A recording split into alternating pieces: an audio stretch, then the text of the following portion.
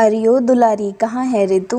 दुलारी, हाँ अम्मा यहीं हैं हम। क्या हुआ जो इतनी आवाज़ें लगा रही हो? कोई सोना मिल गया है क्या तुम्हें? और सत्तो अम्मा तनिक धीरे बोलो, कल भूमि और यश की परीक्षा है। वे दोनों अंदर पढ़ रहे हैं। सत्तो अम्मा, क्या हर वक्त पढ़ाई पढ़ाई? यूँ ना कि छोरी को थोड़ा घर वार के काम सिखा दे। दुलारी अम्मा के स्वभाव से पूरी तरह परिचित थी, इसलिए बस मुस्कुराई और बोली, अरे अम्मा ये सब छोड़ो और बताओ कैसे आना हुआ सुबह सुबह। अम्मा, अरे हाँ मैं तो भूल ही गई। तू कह रही थी ना अभी कि सोना मिल गया क्या? अब क्या बताऊँ, वो बिमला है ना, उसके तो भाग फूट गए। एकदम कोयला बहू लाया है बेटा, एकदम कोयला। सुबह सुबह सोच रही थी बहू ही देखाऊं कि शादी के समय तो हरिद्वार गई थी, लेकिन देखकर मेरा तो जी खराब हो गया। बड़ी ही काली बहू ले आया है घर में।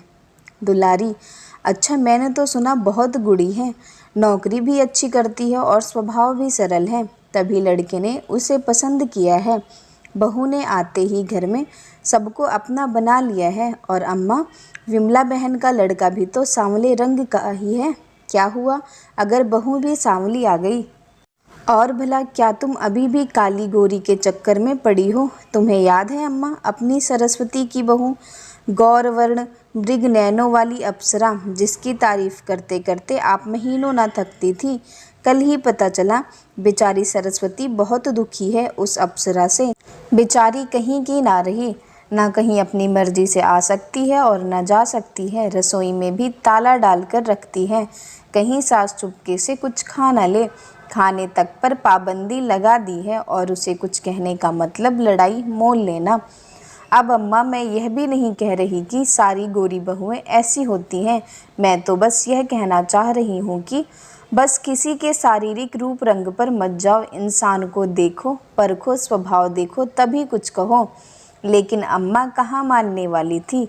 वे खुद को ही साबित करने के लिए न जाने कैसे कैसे तर्क दे रही थी। उनके लिए लड़का काला होना भी कोई बड़ी बात नहीं थी, लेकिन लड़की गोरी ही होनी चाहिए। सत्तो अम्मा और दुलारी की बातें अंदर बैठी भूमि सुन रही थी। उठकर एक दफ़ा अपना श्यामल चेहरा आईने में निहारा और बाहर अम्मा के पास आ खड़ी हुई। हमेशा की तरह अम्मा शुरू हो गई, अरे दुलारी देख, हमार भूमि इतनी काली नहीं है, तनिक ध्यान दे। उबटन लगाया कर हल्दी, फिर देख कितना निखरता है चेहरा। कमरे में विज्ञापन के पन्ने पढ़ने वाली भूमि बाहर भी आज कहाँ चुप रहने वाली थी। पूरे आत्मविश्वास के साथ अम्मा के सामने जा खड़ी हुई और बोली, दादी अम्मा, आप हमेशा माँ को ही नसीहत क्यों देती हैं? मेरा रंग अगर उजला नहीं है तो इसमें कौन सी बड़ी बात है? काली गोरी तो सिर्फ त्वचा होती है, और त्वचा भी क्या है, बस मिलानिन। जो किसी में ज़्यादा हुआ तो रंग सांवला कम हुआ और गोरा। इंसान की असली पहचान तो उसके दिमाग और दिल से होती है। इस मिलानिन के लिए इतना भेदभाव क्या करना? और दादी अम्मा, गोरा पैदा होने से भी क्या हो जाता है, क्योंकि न जाने कितनी गोरी लड़कियां भी किसी हादसे के बाद वैसी नहीं रह जाती। कभी घरेलू हिंसा, एसिड अटैक या किसी और हादसे में गोरे इंसान भी अपनी त्वचा खो देते हैं, तो क्या वे खूबसूरत नहीं रहते हैं, क्योंकि शक्ल बदलने से उनका दिमाग या मन नहीं बदलता। तभी 12 साल का यश भी कमरे से बाहर आया और अपनी दीदी का साथ देने लगा। सत्तो अम्मा मन में सोचने लगी कि भूमि कह तो सही रही है, लेकिन पुराने सोच को पूरी तरह बदल पाना आसान नहीं होता।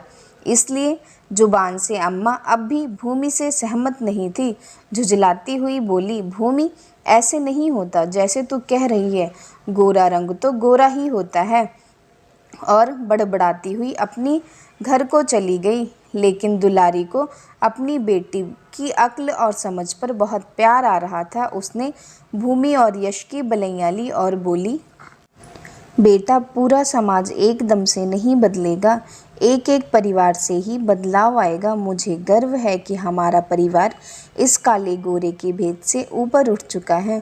मुझे उम्मीद है कि जल्दी ही अम्मा जैसी सोच वाले इंसान भी इस बात को स्वीकार करेंगे कि त्वचा का रंग कोई भी हो, लेकिन हम समान हैं।